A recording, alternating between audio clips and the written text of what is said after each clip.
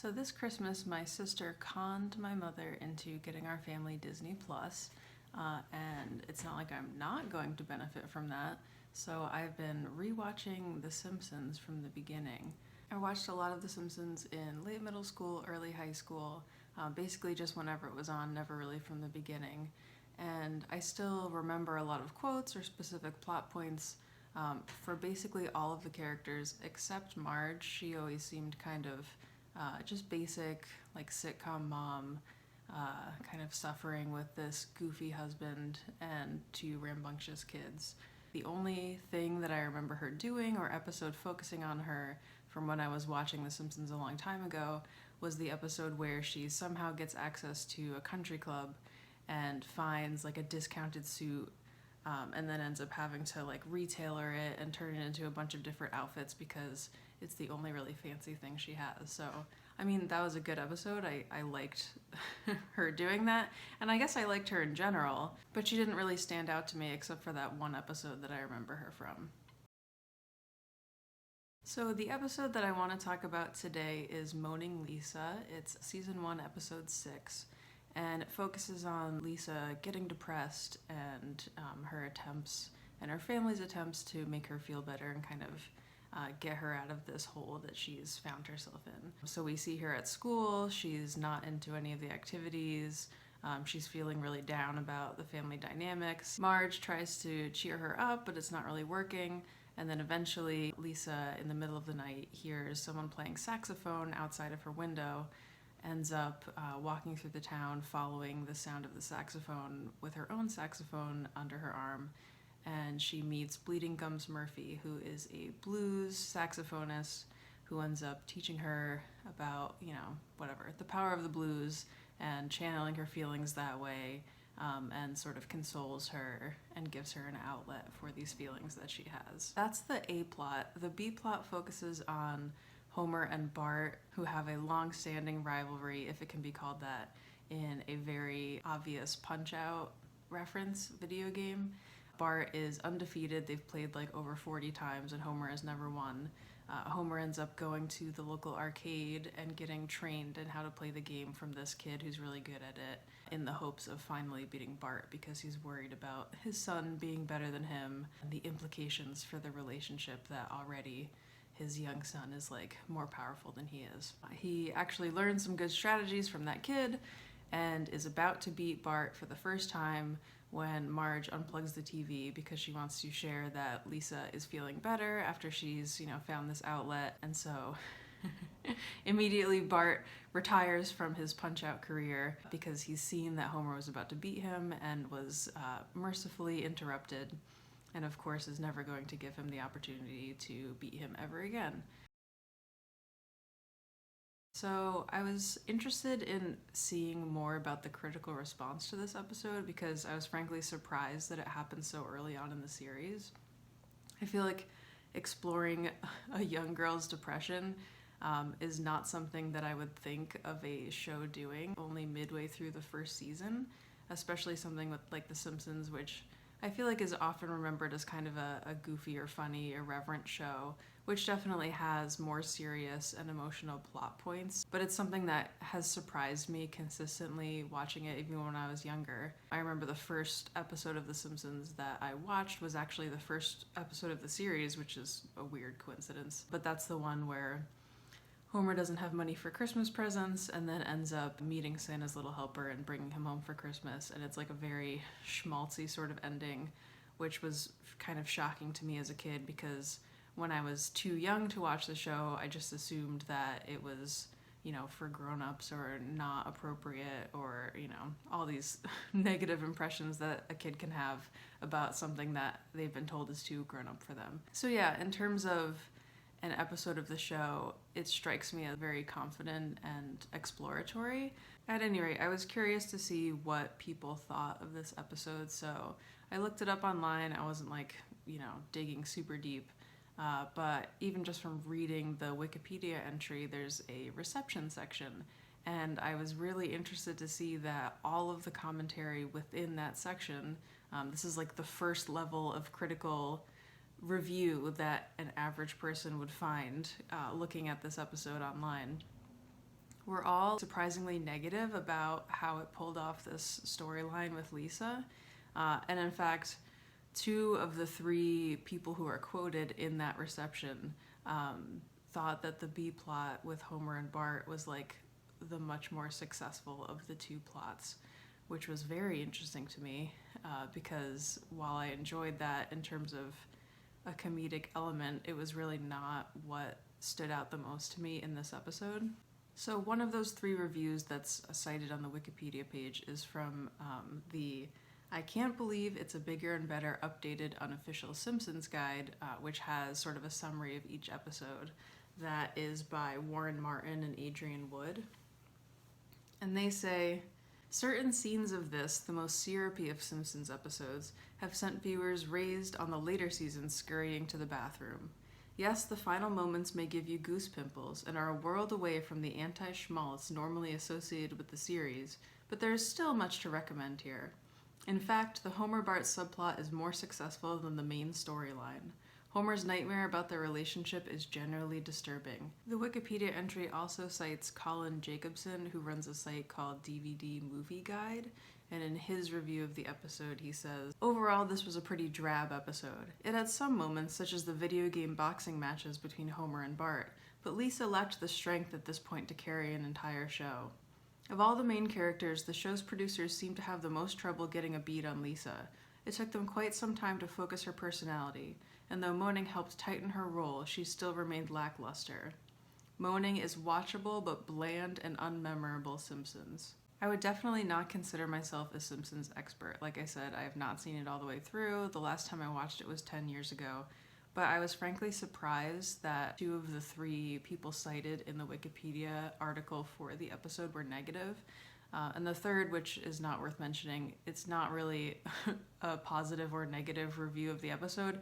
It just kind of states like, oh, the family dynamics are coming together. It's just an observation of a fact about the episode. There's a scene at the end of this episode, which I'm going to talk about in more detail later on in the video, but it's really powerful to me, and far and away, it's what I find most important about the episode itself. And I was kind of shocked that none of these reviews touch upon it at all.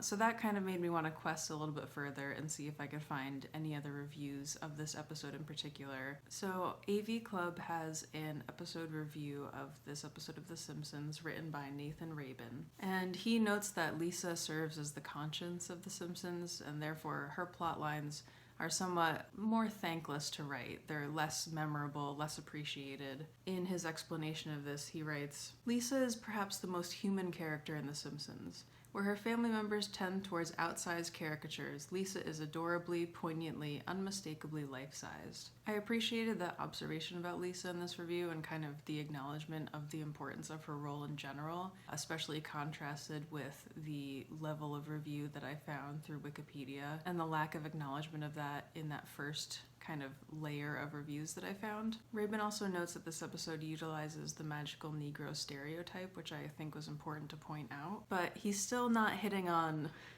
the thing that I think is so valuable and important in this episode.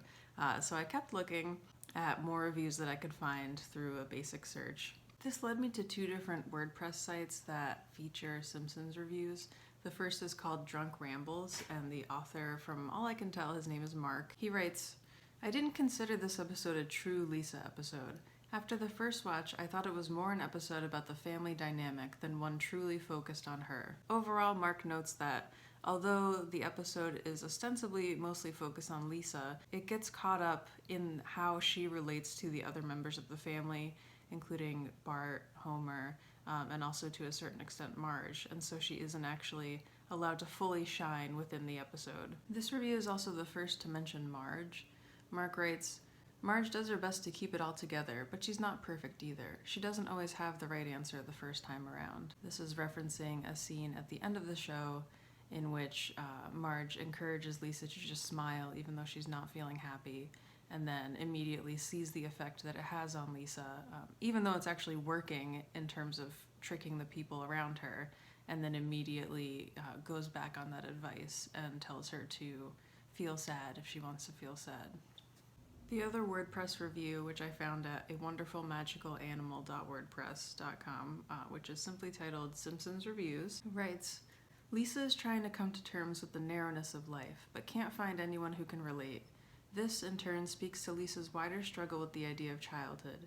She is written as a genuine, intelligent character, and therefore somewhat adult, but also as a child, and the tension between these two aspects of her existence gives rise to some of the most poignant, as well as some of the funniest moments in the show. I really appreciated this sort of second level of reviews, attention to the details of Lisa's plotline and her experiences as a character. This was more what I was thinking I would find when I first looked at reviews, that things would actually sort of explore and acknowledge the main focus of the episode, rather than thinking that like the punch-out plotline is just good because it's not emotional, because for some reason they think The Simpsons shouldn't have emotional storylines. So yeah, that was more what I was hoping or kind of expecting to see, but it still didn't touch on the scene that I want to talk about, which I referenced slightly earlier in the review that mentioned Marge, which is that scene where she encourages Lisa to smile and then immediately changes her mind.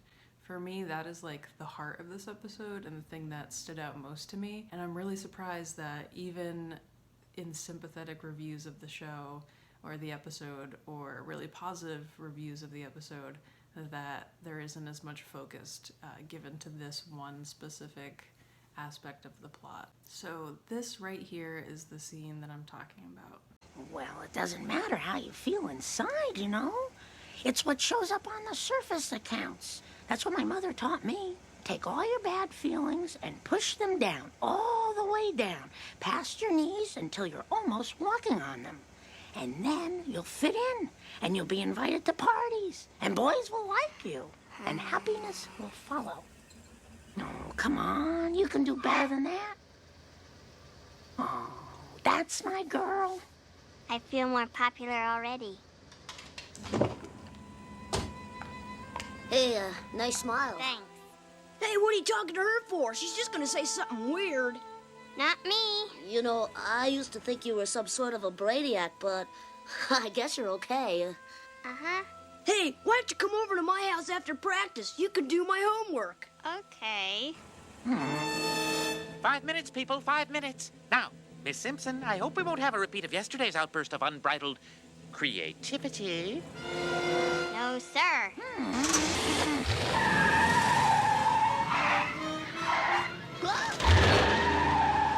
Wow, Mom. So that's where she gets it. Lisa, I apologize to you. I was wrong. I take it all back. Always be yourself. You want to be sad, honey? Be sad. We'll write it out with you. And when you get finished feeling sad, we'll still be there. From now on, let me do the smiling for both of us. So we've actually seen before this scene in the episode, Marge having a flashback in which her mother tells her to smile, and she does so. And you can tell that she clearly still feels uncomfortable or is unsure of what that memory means to her, or if that was really the right thing for her to do. It's not something that she completely agrees with. That's made fairly obvious to us. Wait, Margie.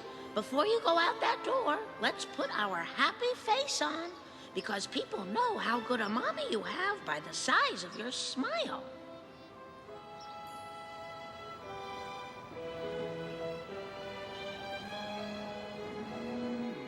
And yet, even in the face of that, even in the face of her discomfort and her uncertainty that that was the right thing for her mom to do to her, she sort of automatically replicates that behavior, which I think is so powerful and so true to the way we do things and the way we can unintentionally replicate the habits and the lessons that our parents or our family members have put upon us, even if they're not something that we agree with or feel positively about. It's so easy for those things to just slip out when we're uncertain of what to do. And it can be really surprising and really take us off guard. There are times where I think many people, including me, have said things and then thought, that's like my mom saying that, or that's my grandma saying that. That's exactly what she would say. It's amazing the way that we can just replicate those things without intending to. So that aspect of the scene strikes me as powerful because it's very true to life. But of course, if that were where the scene ended, it would actually be kind of discouraging and disappointing and sad if that was kind of where Marge left it. But I think where she really comes through as a character and where we really see the power of her and the strength of her as a character is that within that moment, just a few seconds later, she recognizes what she's done and she whips the car around and she corrects what she now sees as a mistake in her parenting, which, you know, many people can do things and then later on kind of process and understand that, oh, they regret doing that or that was the wrong thing to do. But I think it's so powerful of Marge in that moment to be able to correct it that quickly and to make sure that that lesson is never something that Lisa is taught, even if she later goes back on it, you know, a day later or a week later. If she let that stay the way it was, it would have had an effect on Lisa. But because she's able to recognize what she's done and that she disagrees with it within that moment, it automatically corrects the lesson that she doesn't want to pass down. And I think it takes a lot of strength and resolve to be able to do that. It's in a funny scenario in which it's probably slightly exaggerated the way she whips the car around. It's a cartoon after all.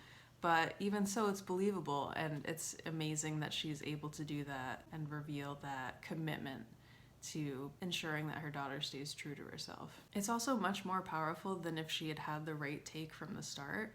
I could easily see an ending to this episode where Marge hadn't struggled with that decision at all. And then, you know, at the end of the episode, she's just able to very simply teach Lisa the lesson of, oh, you know, it's important to feel your feelings, or you just stay true to yourself, honey. Which would probably work fine as an episode, but it makes it feel so much more human and so much more realistic that the lesson she wants to teach her daughter is not easy. It's not an easy one to teach and not an easy one for her to understand as a mother, who of course wants her daughter to be happy and sees how not being happy may be negatively affecting her life in this moment. So making the wrong choice and then correcting it and demonstrating that flexibility is really powerful.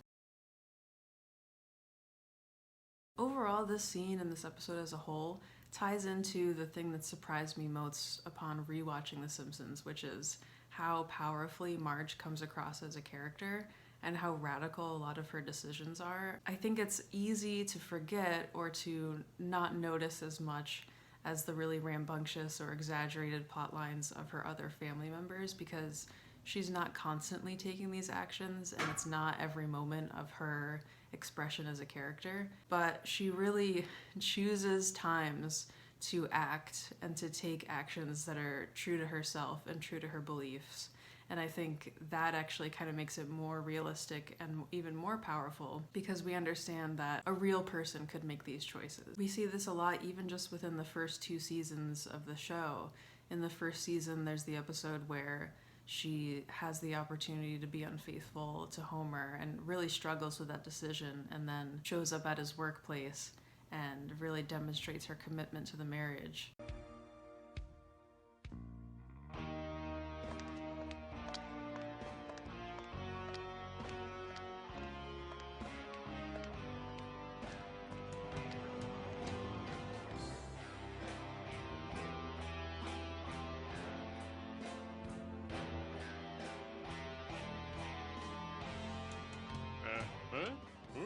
Marge!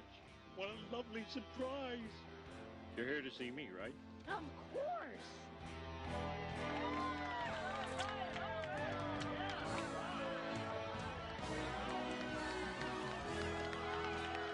Hey, way to go, Homer! Way to go! Hey, what'll I tell the boss? Tell him I'm going to the back seat of my car with a woman I love, and I won't be back for 10 minutes!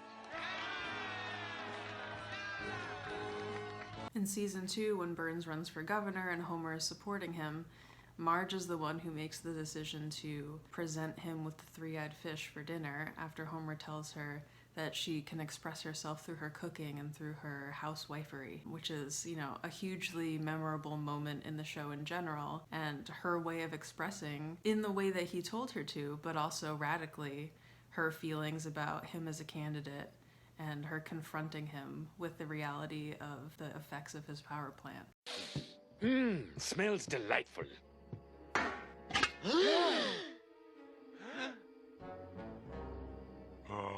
All right, 3-eyed fish. Can I have your plate, Mr. Burns?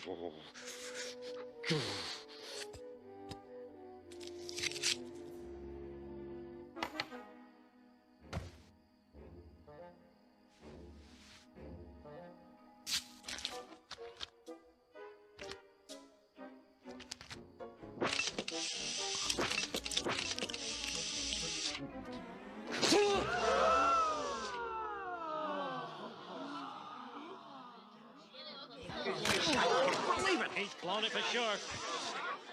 And again in season 2, in the episode where she's commissioned to paint a portrait of Mr. Burns, she stays true to her art and her idea of beauty and finding the inner beauty of each subject. And, while it resolves somewhat more peacefully than the three-eyed fish incident, and he's actually happy with it at the end, it's a radical decision to not just suck up to him and paint a portrait that's typical, but instead really confront him with an aspect of his humanity. Ladies and gentlemen, may I invite you to behold Montgomery Burns. Smithers.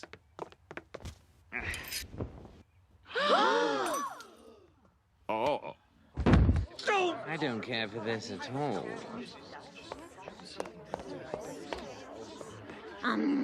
Hello. My name is Marge Simpson, and I painted this. Maybe you'd like to know what possessed me to do it. Well, I guess I wanted to show that beneath Mr. Burns's fearsome head with its cruel lips, spiteful tongue, and evil brain, there was a frail, withered body, perhaps not long for this world, as vulnerable and beautiful as any of God's creatures. Again, these moments really demonstrate that Marge is fully able to act just as radically as Lisa or Bart or Homer. She just chooses to do so more strategically, which I think makes her feel more human and also really makes those actions more powerful. She's not constantly taking a stand like Lisa may be, or constantly involving herself in something ridiculous like Bart or Homer. So we really take notice of when she chooses to take an action that surprises us. So after watching the first couple seasons of Simpsons, I'm full on board as Team Marge Simpson is amazing and a great mom.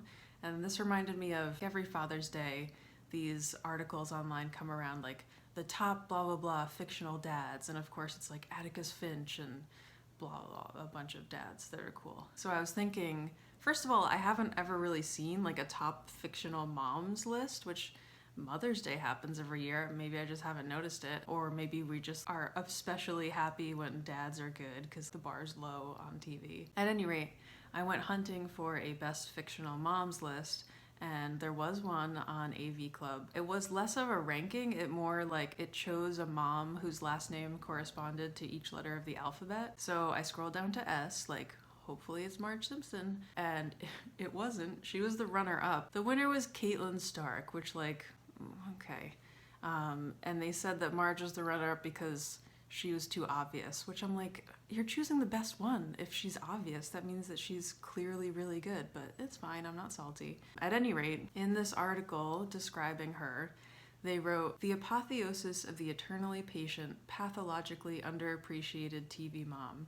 Marge Simpson lives for her family with a devotion that seldom considers her own happiness." I'm not saying that this isn't mostly true, but in light of really seeing her demonstrate her strategic thinking and her cleverness and like her willingness to take a stand when it's important to her, I feel like this really undersells the value of her. She's frankly not eternally patient. If you watch even just 4 or 5 episodes, her patience definitely has limits. She loses her patience with Homer in the episode where she demands that they go to marriage counseling, like rightly so. And frequently when confronted with some of his antics or his lack of value of what she does in the house or his lack of parenting, she often demonstrates that she's not eternally patient in a good way. I see what they're getting at when they say pathologically underappreciated. She is sort of the long-suffering sitcom mom character. I'm not saying that that's not true, but I also really appreciate the extent to which Homer does point out how much she means to him and and how valuable she is to him, and how much he's a lucky person to have her, and that she is able to put up with him as a partner. I don't think he's necessarily always a bad partner, but it is true that she's the one who kind of takes responsibility more often and is in charge of sort of steering the ship and making sure that things don't go completely off the wall. But I think that he knows that. I don't have good examples for like this rebuttal of her placing on this fictional moms listing, but after reflecting upon how badass I think she is, I think that she deserves more, and I think that she should be the S on this list. So AV Club, how dare you? Mad about it. Mad about it. It's okay. Just mad about it. Anyway, Marge Simpson rules, and I wanted to talk about that. Bye.